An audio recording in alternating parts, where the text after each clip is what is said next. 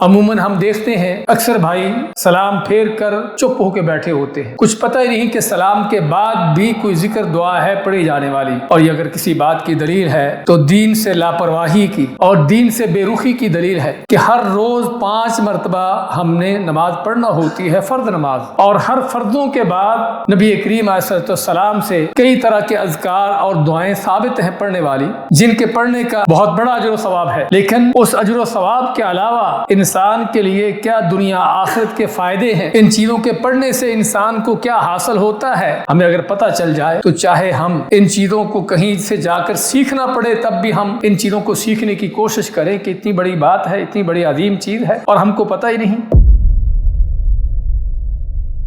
نبی کریم صلی اللہ علیہ وسلم کی سنت ہے کہ جب آپ نماز سے سلام پھیرتے تو سلام پھیر کر 3 بار استغفر اللہ استغفر اللہ استغفر اللہ کہتے۔ یہ تو آپ سبھی جانتے ہوں گے، لیکن اس کے بعد کیا کہنا چاہیے، کیا دعا پڑھنا چاہیے؟ اس کے بعد آپ صلی اللہ علیہ وسلم کی دعا ہوتی تھی، اللہم انت السلام ومنک السلام تبارکت یا ذا الجلال والاکرام۔ یہ دعا سبھی کو یاد ہونا چاہیے، بلکہ اس کے علاوہ بھی جو نماز کے بعد کے اذکار ہیں، دعائیں ہیں، سبھی کو یاد ہونے چاہیے۔ عموماً ہم دیکھتے ہیں اکثر بھائی سلام پھیر کر چپ ہو کے بیٹھے ہوتے ہیں، کچھ پتہ ہی نہیں کہ سلام کے بعد بھی کوئی ذکر دعا ہے پڑھی جانے والی، اور یہ اگر کسی بات کی دلیل ہے تو دین سے لاپرواہی کی اور دین سے بے رخی کی دلیل ہے کہ ہر روز 5 مرتبہ ہم نے نماز پڑھنا ہوتی ہے، فرض نماز، اور ہر فرضوں کے بعد نبی کریم علیہ السلام سے کئی طرح کے اذکار اور دعائیں ثابت ہیں پڑھنے والی، جن کے پڑھنے کا بہت بڑا اجر و ثواب ہے۔ لیکن اس اجر و ثواب کے علاوہ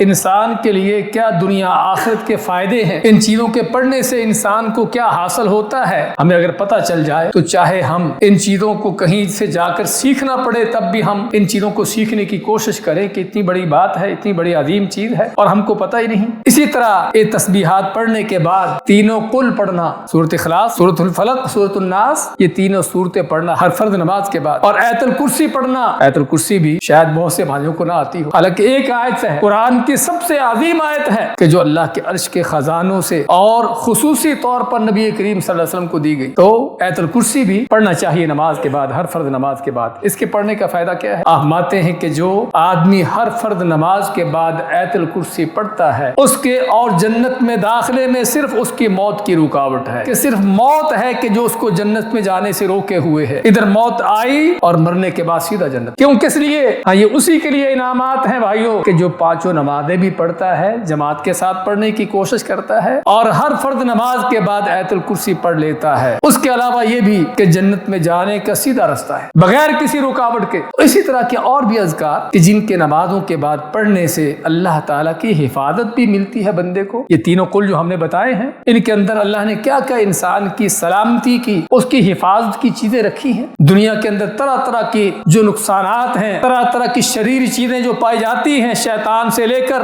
ہر طرح کی وہ چیزیں جن کے اندر شر، برائی، نقصان کے پہلو ہیں، بلکہ اور تو اور بذات خود انسان کا اپنا نفس بھی، اس کی اپنی جان بھی، اس کے اندر بھی انسان کے لیے کیا کیا نقصانات ہیں۔ اللہ تعالیٰ ان سارے نقصانات سے بندے کو بچا لیتا ہے جب بندہ ان تینوں قلوں کو، ان تینوں صورتوں کو پڑھ لیتا ہے۔ نبی کریم صلی اللہ علیہ وسلم کے پاس غریب صحابہ آتے ہیں، جو غریب فقیر لوگ تھے، آ کے اس بات کا شکوہ کرتے ہیں، شکایت کرتے ہیں کہ اللہ کے نبی علیہ الصلوۃ والسلام، ہم بھی نمازیں پڑھتے ہیں اور جن لوگوں کو اللہ نے مال دے رکھے یہ بھی نمازیں پڑھتے ہیں، یعنی جو عبادتیں ہم کرتے ہیں یہ بھی کر رہے ہیں، لیکن اللہ نے ان کو مال دے رکھا ہے کہ جس مال کو اللہ کی راہ میں خرچ کر کے ہم سے آگے بڑھ جاتے ہیں۔ ان غریب صحابہ کو اس بات کی حسرت اور افسوس ہو رہا ہے کہ ہمارے پاس بھی مال ہوتا، اللہ کی راہ میں خرچ کر کے ہم بھی مالدار لوگوں کی طرح ان کے ساتھ چلتے، ان سے آگے بڑھتے۔ تو نبی کریم علیہ السلام نے فرمایا کہ میں تم کو ایسی چیز بتاتا ہوں کہ اگر تم وہ چیز کر لو تو ان مالداروں کے اللہ کی راہ میں خرچ کیے ہوئے مال سے بھی تم آگے بڑھ جاؤ۔ ان کے پاس تو مال ہے، اللہ کی راہ میں خرچ کر کے اللہ کا قرب حاصل کرتے ہیں، نیکیاں کما لیتے ہیں، لیکن تم یہ کام اگر کر لو تو بغیر مال خرچ کیے ہی ان سے آگے بڑھ جاؤ گے۔ آپ میں کہ جب تم نماز پڑھو، فرض نماز سے سلام پھیرو، تو اس کے بعد یہ تسبیحات پڑھو، 33 مرتبہ سبحان اللہ، 33 مرتبہ الحمدللہ، اور 34 مرتبہ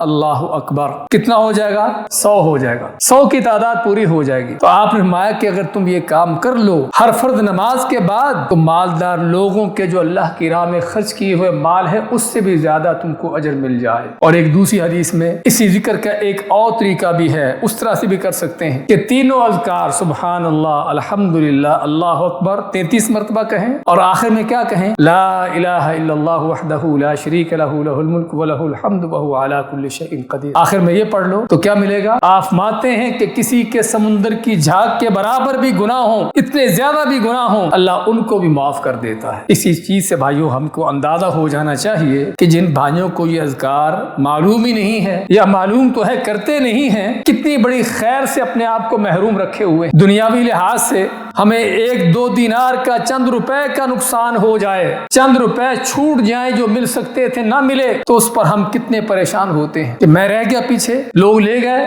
وہاں پر ہمیں افسوس ہوتا ہے چند روپے چھوٹ جانے کا کہ جو لوگوں نے لے لیا آپ کو نہ ملے، آپ نہ لے سکے۔ لیکن کتنا بڑا اجر ہے، کتنے بڑے ثواب ہیں ان اذکار کے پیچھے کہ جو اللہ تعالیٰ دیتا ہے، اور ہم کو پتہ ہی نہیں، کرنے تو بعد کی بات ہے، پتہ ہی نہیں کہ اس طرح کا کوئی ذکر بھی نماز کے بعد کیا جاتا ہے، اور نہ ہی ہمارے گمراہ ملا ایسی باتیں آپ کو بتاتے ہیں۔ ورنہ یہ چیزیں اگر ممبروں پر، خطبوں میں، درسوں میں، جمعوں میں بتائی جائیں تو ایک مسلمان جو پیدا ہی مسلمانوں کے گھر میں ہوا ہے، 30-40 سال 50 سال اس طرح کی باتیں سنتا رہے تو کیا اس کو پتہ نہ چلے؟ لیکن پتہ ہی نہیں۔ کیوں پتہ نہیں ہے؟ کہ گمراہ ملا اس طرف آنے دیتے ہی نہیں، انہیں کوئی کام کی بات بتانی ہی نہیں ہے، قصے کہانیاں جھوٹے سچے، ادھر ادھر کے واقعات حکایتیں، اس طرح کی باتیں کرا کے باتیں ختم کر دیں گے، اور جو کرنے کی بات ہے، جس کی امت کو ضرورت ہے، وہ نہیں بتائیں گے۔ نبی کریم صلی اللہ علیہ وسلم ہمیشہ ہر وقت، بلکہ آپ کی کوشش ہوتی تھی لوگوں کو کوئی ایسی بات بتانے کہنے کی جس کا ان کو فائدہ ہو، دنیا کا فائدہ بھی آخرت کا فائدہ بھی۔ بھائیو اتنے عظیم اذکار، اتنے ان کے فائدے دنیا آخرت کے،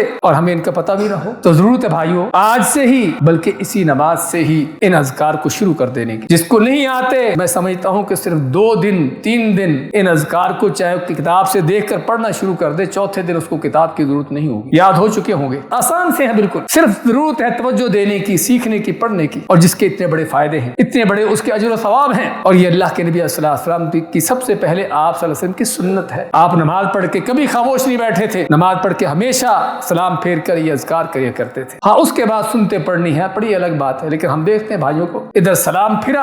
اور ادھر فوراً نماز کے لیے کھڑے ہو گئے، سنتوں کے لیے کھڑے ہو گئے، حالانکہ نبی کریم صلی اللہ علیہ وسلم نے اس چیز سے منع کیا ہے۔ آپ نے منع فرمایا ہے کہ نماز پڑھنے کے بعد، سلام پھیرنے کے بعد فوراً سنتوں کے لیے کھڑے ہو جاؤ، اذکار کرو، دعائیں پڑھو، ہاں اس کے بعد سنتے پڑھ لو، مشکل نہیں۔ تو اللہ کے نبی صلی اللہ علیہ وسلم کے سنت پر بھی عمل پیرا ہو، یہ اذکار کر کے اللہ کے ہاں عظیم اجر و ثواب بھی پانے کی کوشش کرے، اور اس کی وجہ سے، ان اذکار کی وجہ سے اللہ تعالیٰ انسان کو دنیا کے اندر جو بڑے بڑے فائدے دیتا ہے، اس کی حفاظت کرنے کے، اس کو مختلف طرح کے نقصانات سے، شر سے بچانے کے، وہ فائدے بھی انسان کو حاصل ہو جاتے ہیں۔ اسی بھائیو اللہ کے دین کو سیکھیں، نبی کریم صلی اللہ علیہ وسلم کی سنتوں کو معلوم کرنے کی کوشش کریں، تاکہ ہماری زندگی نبی کریم صلی اللہ علیہ وسلم کی سنت کے مطابق ہو۔